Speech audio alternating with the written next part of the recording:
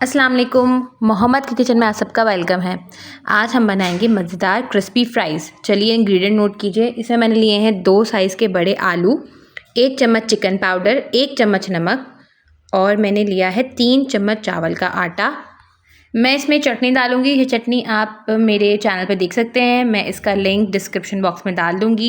ये लहसुन और मिर्चों की चटनी है। ये मैंने 1 चम्मच ली है। इसके अलावा मैंने इसमें 2 चम्मच बेसन और 1 चम्मच चाट मसाला लिया है।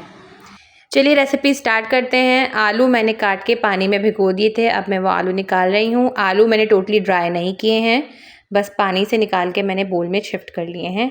अब इसके अंदर मैं ये 4 इंग्रेडिएंट डालूँगी। मैं इसके अंदर नमक, चिकन पाउडर, चावल का आटा और ये जो चटनी मैंने बनाई थी ये मैं डाल के इसको अच्छे से मिक्स करूँगी कि एक फ्राइज़ के ऊपर अच्छे से कोट हो जाए।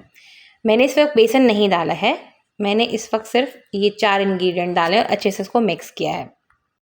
मैं इसको अच्छे से मिक्स करूँगी हाथ से कि एक फ्राइज़ के ऊपर इसकी कोटिंग अच्छे से आ जाए। और जब ये मिक्स हो जाए तकरीबन आप इसको 30 सेकंड तक मिक्स कीजिए अच्छे से मिक्स करने के बाद सबसे लास्ट में मैं इसके अंदर बेसन डालूँगी। बेसन डाल के इसको अच्छे से मिक्स करना है और इसको छोड़ना नहीं है। जैसे बेसन डालने के बाद इसको मिक्स करने के फ़ौरन बाद इसको फ्राई करना है। फ्राई करेंगे हम मीडियम आंच के अंदर। बहुत ज़्यादा आंच तेज़ नहीं करेंगे वरना बहुत जल्दी वो डार्क हो जाएंगे, और बहुत ज़्यादा लो भी नहीं करेंगे वरना वो टूट जाएंगे, क्रिस्पी नहीं बनेंगे। तो आप देखिए मैं इसको अच्छे से फ्राई कर रही हूँ। फ्राइज़ डालने के बाद आपको 5 से 7 मिनट तक अपना चम्मच नहीं चलाना है। अगर आपको लगे चम्मच चलाना है तो आप इस तरह फ्राइंग पैन हिला के इसको मूव कर सकते हैं, लेकिन आप इसमें स्टार्टिंग के 5 to 7 मिनट तक चम्मच नहीं चलाइएगा। देखिए हमारे फ्राइज़ रेडी हो गए हैं, क्रिस्पी फ्राइज़ रेडी हो गए हैं, गोल्डन कलर आ गया है। अब हम इसे प्लेट में सर्व करेंगे।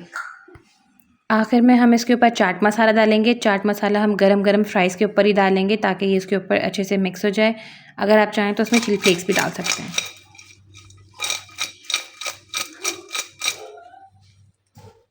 ये आवाज़ सुनी है ना आपने, इतने ही क्रिस्पी फ्राइज़ बनेंगे अगर आप मेरी रेसिपी से बनाएंगे। आप ये रेसिपी बनाइए, अपनी फैमिली को खिलाइए, बच्चों को खिलाइए, दोस्तों को खिलाइए और मुझे बताइए कि आपको कैसी लगी।